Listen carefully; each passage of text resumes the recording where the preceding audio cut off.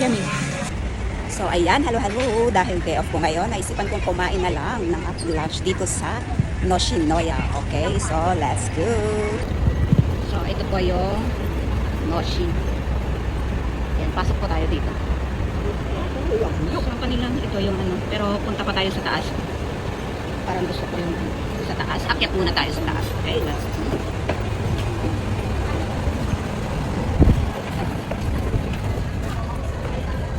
So ayan, dito na tayo. Nagpila-pila na sila. So ito ang kanilang menu. Ayan. So ito yung gusto ko kasi ang sarap ng beef nila. So pila-mina tayo. Pila-pila.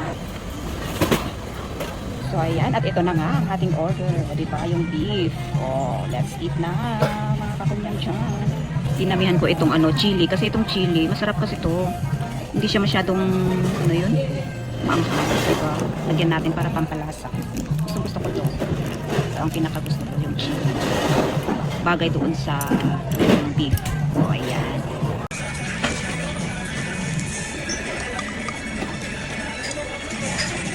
Yummy.